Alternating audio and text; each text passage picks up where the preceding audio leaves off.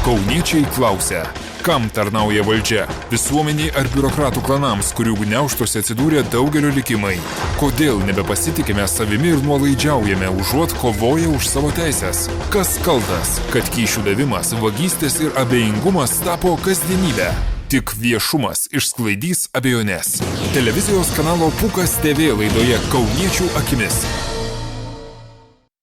Metai nauji, giesmės senos. Pirmasis šiais metais Kauno miesto savivaldybės posėdis prasidėjo tarybos narės socialdemokratų frakcijos seniūnės Orintos Leiputės pareiškimu, kuriuo jų frakcija atsiriboja nuo buvusio kolegos mero pavaduotojo Kęstučio Kriščiūno neteisėtos veiklos.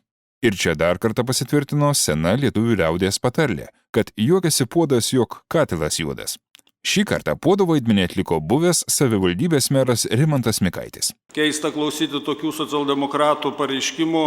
Aš manau, kad susikloščius tokiai situacijai turėtumėm klausyti ne pareiškimus, kaip jie susilaiko nuo bet kokio vertinimo ir panašiai, bet turėtų aiškiai įvardinti, prisimti atsakomybę, pasitraukti iš valdančiosios koalicijos, o neapsimetinėti, kad nieko neįvyko. Kad Kriščiūno sulaikymas tik jo asmeninis reikalas ir niekaip nesusijęs su jį delegavusią frakciją ir partiją. Jeigu socialdemokratai tikisi, kad viskas taip ir praeis, būtent tokią jų laikyseną mes matom, tai visgi laikas išgirsti ir aiškę Kauno miesto mero ir didžiausios valdančiosios frakcijos poziciją. Kyla klausimas, su kuo lieka konservatoriai. Ar jie pasinaudos šitą galimybę apsivalyti ir suburti koaliciją, dėl kurios nebūtų gėda? Ar visgi jie lieka su prisidirbusiais socialdemokratais? Ar ir toliau dirba ranka rankon su užkulisių politikais, visą sąmoningą savo politiko gyvenimą pašventusiais kovai su antikorupcija, o ne su korupcija? Gaila, bet visi požymiai rodo, kad konservatorius tenkina šitą situaciją, tenkina ir įsigalintis valdančiosios koalicijos darbo metodai, viską spręsti už uždarų durų, slapta nuo opozicinių frakcijų, slapta nuo žiniasklaidos, slapta nuo kauniečių. Taigi norėčiau visgi ir raginčiau išsakyti aiškę poziciją Kauno miesto merą. Kas girdi buvusi savivaldybės merą Rimantą Mikaitį pirmą kartą, gali susidaryti nuomonę, kad tai principingas žmogus ir jis ne tik, kad pats elgiasi principingai, bet to paties reikalauja ir iš kolegų.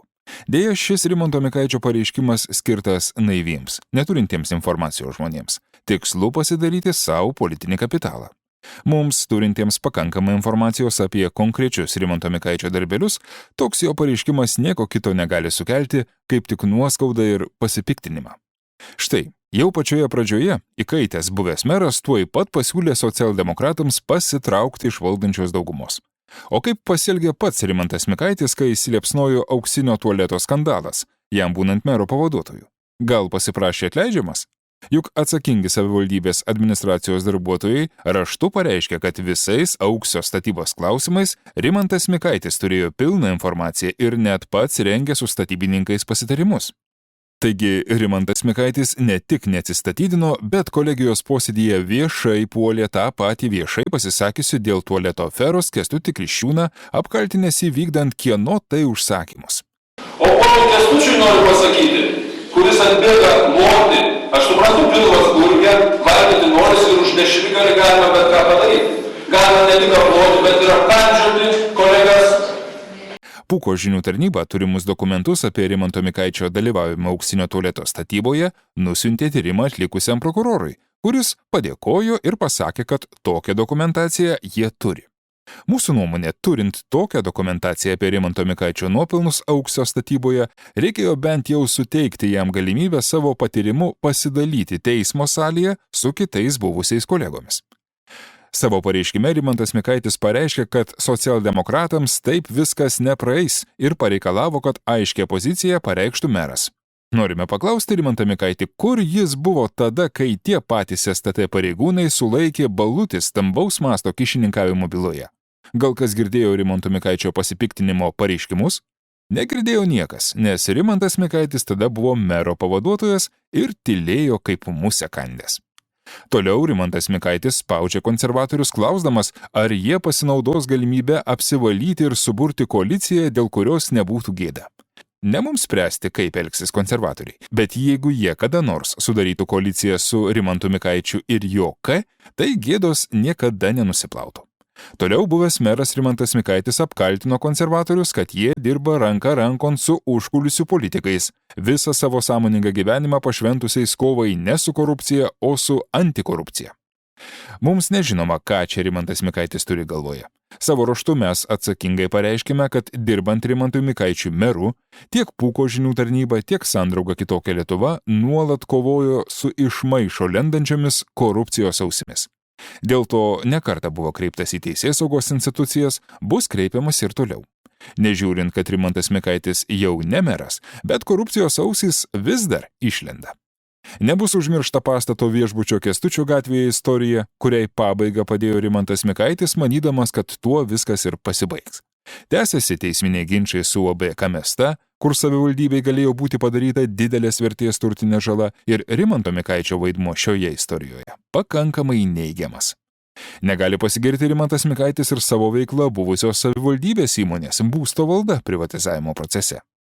Mes jau nekalbame apie Rimanto Mikaičio vaidmenį, kai jo iniciatyva 23 tarybos nariai Liepos 14 dieną priėmė skandalingą sprendimą patvirtinti žemės sklypo Taikos prospektą 147 detalųjį planą, kurio faktiškai buvo atsisakyta nuo 400 milijonų litų Gazprom investicinio įsipareigojimo.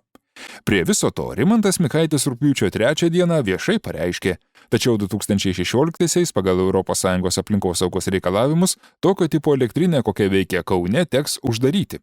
Gaivinti seną aplinką teršinti laužą, kaip tai siūlo konservatoriai, būtų absurdiška.